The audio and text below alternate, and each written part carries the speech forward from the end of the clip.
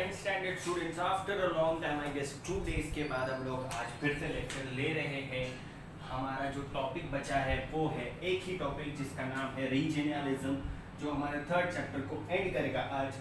Today we are going to end chapter number 3, India's internal challenges which we started 3 lectures ago. आज 4th lecture है इस chapter का, ठीक है। Maharashtra state board का पोर्शन है, इंडियाज इंटरनल चैलेंज चैप्टर का नाम है, chapter number 3 history 9th standard lecture number 4, last topic regionalism. This is Vasit sir to you, welcoming you to your own classes the tutors.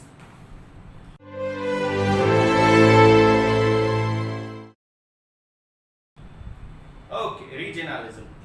Regionalism means having excessive pride about one's region. It is one thing to introduce oneself as Bengali or Marathi person. If I think that because I am a Bengali or a Marathi, I am superior to others from other provinces, it can be termed as excessive regional pride. The love for one's province turned morbid due to this kind of an excessive regional pride. It is natural to feel love for one's province, but it should not become abnormal. Okay. Very simple and very important paragraph. अगर हम लोग मराठी है या हम लोग महाराष्ट्र में रहते हैं या हम लोग बंगाली है या गोवन है, so if we are living in certain province, कोई एरिया में हम लोग रहते हैं और हम लोग उस एरिया के लिए अगर लव फील करते हैं, it is very much fine, ठीक है। I am from Mumbai, I feel proud of being a Mumbai का, बट यहाँ पर रीजनलिज्म का पैराग्राफ चालू होता है। बट इतना सिंपल नहीं। अगर हम लोग देखने चाहें तो अगर हमारा ये लव अगर एक्सेसिव हो जाता है, it is nice to love your own province, but it is bad to hate others province by loving your province. That is called regionalism. Simple, एकदम सिंपल सा एक्सप्लेनेशन है कि अगर हम हमारे प्रोविंस को या हमारे स्टेट को या हमारे एरिया को, हमारी जगह को पसंद करते हैं, तो हम लोग को दूसरे लोगों के प्रोविंसेस, स्टेट या जगहों को नफरत की नजर से नहीं देखना है, या हमको उनको नीचा नहीं दिखाना, हमको उनको इंफीरियर फील नहीं कराना, बिकॉज इसी चीज को रीजनलिज्म बोलते हैं। Don't think you are from Mumbai that means you are superior. ऐसा बिहेवियर अगर हमारे अंदर आ जाता है, that is called regionalism. Okay, regionalism thrives on regional imbalance in development. In the post-independence period, some states achieved more progress while some states remained backward. For example, states like Maharashtra, Gujarat, Punjab, Tamil Nadu developed economically, and whereas states like Odisha, Bihar, Assam remained undeveloped economically and industrially. Regionalism in particular चीज़ों की वजह से आता है, जैसे कि कोई state कहीं अनडेवलप्ड रह जाता है या कम डेवलप्ड रह जाता है, तो हम लोग उस पर्टिकुलर स्टेट को इंफीरियर नज़र से देखना चालू करते हैं, just because we think that we are superior to them, just because हमारा स्टेट डेवलप्ड है। महाराष्ट्र है, तमिलनाडु है, केरला है, ठीक है, ये सारे स्टेट्स जो है ये वेल डेवलप्ड है as compare to the other states of India, ठीक है। आई विल नॉट नेम दो स्टेट्स, बट उन लोगों को नफरत की नजर से या उनको इंफीरियर हमको फील कराना नहीं है, just because every state has its own beauty. Every state is, if it is not developed, that doesn't mean they are backward, ठीक है। Economic development and reforms are the foundation of progress. As a result, the states that develop economically can also achieve progress in other areas like education, health and culture. The states which have not developed in this manner remain backward in education and civic amenities. अभी economic development बहुत important role play करता है यहाँ पर।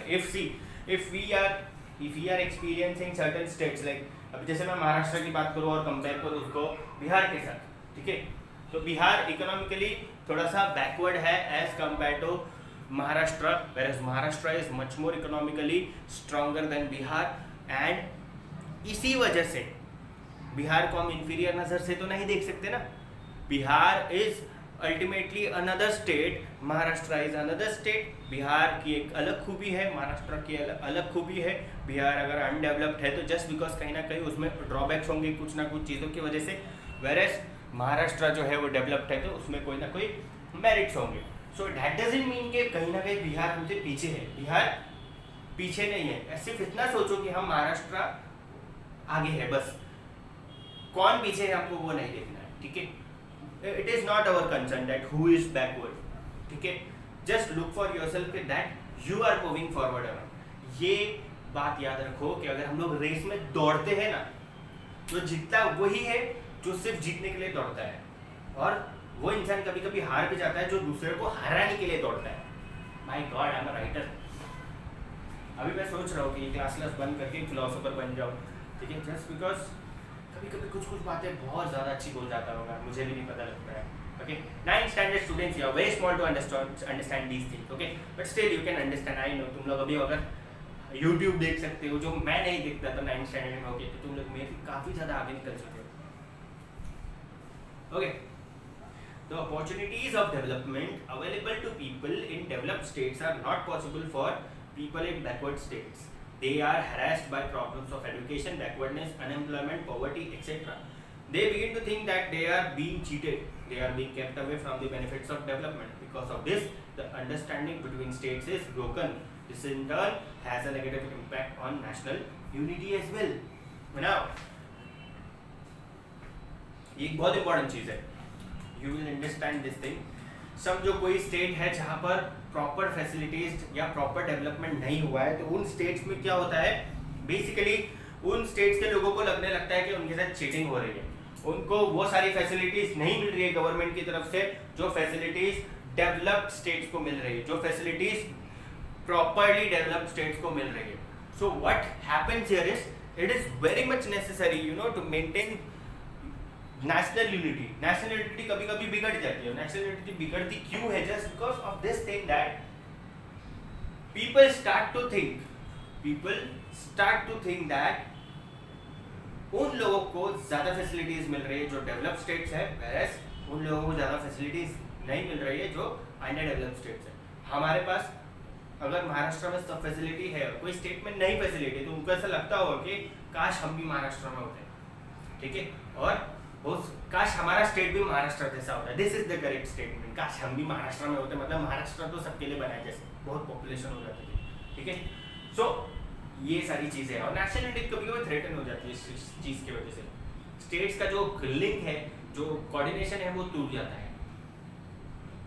The economic imbalance that has endangered this understanding needs to be set right. Our government makes efforts in that direction. Government बहुत कोशिश करती है कि प्रॉपर तरीके से वेल बैलेंस डेवलपमेंट हो, जिसकी वजह से यूनिटी भी मेंटेन रहे और पूरी कंट्री में हर एक जगह पे डेवलपमेंट हो ना। एक स्टेट में या 2 स्टेट में या 3 स्टेट में डेवलपमेंट क्यों हो, पूरी कंट्री के एक स्टेट में डेवलपमेंट हो, खाली कुछ स्टेट में डेवलपमेंट ही क्यों देखा जाए, ठीक है।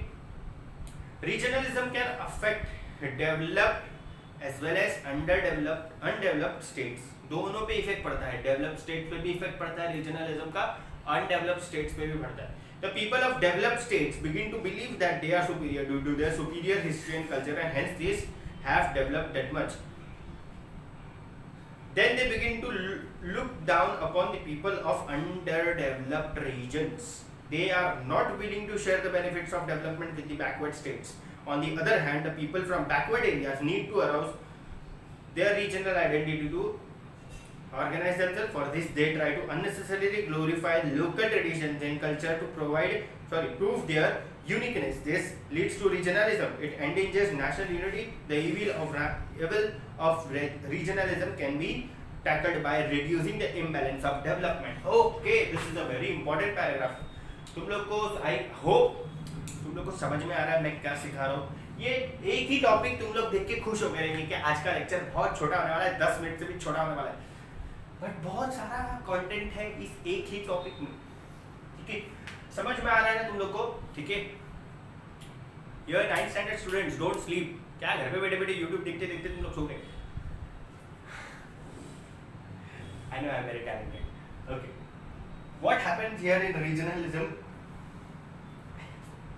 What happens here in regionalism is that दोनों developed as well as underdeveloped states दोनों को प्रॉब्लम हो सकती है। यहाँ पर डेवलप्ड स्टेट्स वाले लोग क्या सोचने लगते हैं कि हम लोग सुपीरियर है और हम लोग के पास ज़्यादा पावर्स है, we are very much developed, we have very bright history, we are going to create history, we are going to have a very bright future, we are going to you know not repeat our mistakes. अभी बहुत सारी चीज़ें ऐसी है बहुत सारी चीज़ें आती है जो डेवलप स्टेट्स के ऊपर बहुत ज़्यादा प्रॉब्लम्स क्रिएट करती है। जैसे कि अभी डेवलप्ड होना भी एक बड़ा प्रॉब्लम बन जाता है जब हम लोग देखते हैं कि से फॉर एग्जांपल डेवलप्ड स्टेट्स के ऊपर अंडर डेवलप्ड स्टेट्स वाले टैकल करते हैं, उनको नीचा दिखाने की कोशिश करते हैं। डेवलप्ड वाले अंडर डेवलप को नीचा दिखाने की कोशिश करते हैं। अंडर डेवलप वाले क्या करते हैं, वो लोग फॉल्स नैरेटिव्स और फॉल्स चीज़ें, फॉल्स यूनिकनेस क्रिएट करने की कोशिश करते हैं। से फॉर एग्जांपल उनके पास कोई भी चीज़ हो तो लोग बढ़ा चढ़ा के उसको दिखाने की कोशिश करेंगे जिससे उनके भी स्टेट का नाम हो, चाहे वो अंडर डेवलप्ड हो, बट उन लोग स्टेट का नाम करने की कोशिश कर सकते हैं। It is the democratic right, but वह फॉल्स चीज़ होगी। बट फॉल्स आता है तो वो फिर वो डेमोक्रेसी में नहीं आता है। Okay, I am going to a different track, I don't know why. Okay, so दोनों को प्रॉब्लम क्रिएट होता है। डेवलप्ड वाले जो होते हैं वो अंडर डेवलप को टैकल करने की कोशिश करते हैं, अंडर डेवलप वाले डेवलप को टैकल करने की कोशिश करते हैं। अंडर डेवलप वाले झूठी चीज़ों को दिखाकर शो शाइनिंग करने की चीज़ें करेंगे, कोशिश करेंगे। वेराइज डेवलप्ड वाले क्या करेंगे, उन लोग अंडर डेवलप वालों को नीचा दिखाने की कोशिश करेंगे, उनको इंफीरियर फील कराने की कोशिश करेंगे, वो लोग खुद सुपीरियर फील करेंगे। Only solution to this problem is balanced development. दोनों स्टेट्स अगर डेवलप्ड रहे या दोनों स्टेट्स मॉडरेटली डेवलप्ड रहे या दोनों स्टेट्स अंडर डेवलप्ड रहे, अंडर डेवलप नहीं रहना चाहिए, मैंने बैलेंस डेवलपमेंट की बात की, बैलेंस अंडर डेवलप की बात नहीं की। दोनों स्टेट्स डेवलप हो जाए तो अल्टीमेटली दोनों मिलजुल के काम कर सकते हैं, या तो फिर दोनों को एक दूसरे की पड़ी नहीं देगी, दोनों एक दूसरे को नेगेटिविटी दिखाएंगे ही नहीं, दोनों पॉजिटिव रहेंगे और डेवलपमेंट के बारे में ही सोचते रहेंगे। Okay, and last paragraph. Okay, I know you people are happy just to hear this thing. ये last paragraph. Yes. Okay. We have studied a few. इधर चल रहा है, इसके पीछे कुछ भी नहीं है. We have studied a few challenges that India is facing. Apart from these, there are several problems like overpopulation, cleanliness, agriculture, and problems of farmers, poverty, housing, and food. We are trying to overcome these and move forward. We are progressing steadily. In the next chapter, we shall learn about progress in the economic fields. So, chapter is over, but last paragraph explain करना बाकी है. Okay, what does last paragraph says that? कि इस particular regionalism के अलावा और जो भी problems हम लोगों ने इस chapter में discuss किए, उनके अलावा we are facing certain more problems as well, जैसे कि agriculture, food, poverty यानी कि गरीबी, and housing facilities. माइग्रेशन बहुत बड़ा प्रॉब्लम है, ठीक है, बहुत सारे प्रॉब्लम्स हैं जो इंडिया फेस कर रहा है, but we are still progressing steadily. हम लोग थोड़ा थोड़ा करके प्रोग्रेस कर रहे हैं, ऐसा नहीं है कि हम लोग प्रोग्रेस नहीं कर रहे। इतनी सारी प्रॉब्लम्स है तो प्रॉब्लम्स को देख के चुपचाप बैठ नहीं गए हम लोग। We are not ready to give up. Our country is progressing slow and steadily. Okay, so this was it. This was I guess small lecture, ज़्यादा बड़ा तो नहीं हुआ है lecture, but let's see. Okay, so this was classes sir winding up my lecture over here, but before that, जो मैं हमेशा बोलता हूँ, इस वीडियो को लाइक करो अगर पसंद आया, तो नहीं पसंद आया तो डिसलाइक कर दो, चल जाएगा। I will keep a count on all those things. अगर समझ में आता है तो अच्छी बात है, नहीं समझ में आता तो फिर से इस वीडियो को देखो, वापस से नहीं समझ में आया तो जितनी बार देखना है उतनी बार देखो, नेट खत्म कर डालो तुम्हें अपने घर पे, बट देखो और अपने फ्रेंड्स को भी भेजो, अपने व्हाट्सएप स्टेटस पे रखो, शेयर करो जितना होता है, सब्सक्राइब करो अगर नए हो तो, और अगर कुछ डाउट है तो कमेंट में पूछ सकते हो। If you are in touch with me, you can ask me the doubts on WhatsApp, which the group we have made. Okay, so I am winding up my lecture over here. Stay home and stay safe, don't go out, it's raining, it was raining, शाम को बहुत गर्मी हुई थी, उसके बाद अभी पता नहीं कब मानसून आएगा। Monsoon is still in Kannur. Okay, Kannur बोलते हैं उस एरिया को। It is in northern part of Kerala. It is 1070 kilometers away from Mumbai, so it will at least take 8 to 10 days to reach Mumbai. Monsoon will at least take 8 to 10 days. Okay, so I am winding up my lecture over here. ये मैं तीसरी बार बोल रहा हूँ, खत्म करते हैं lecture. Thank you so much.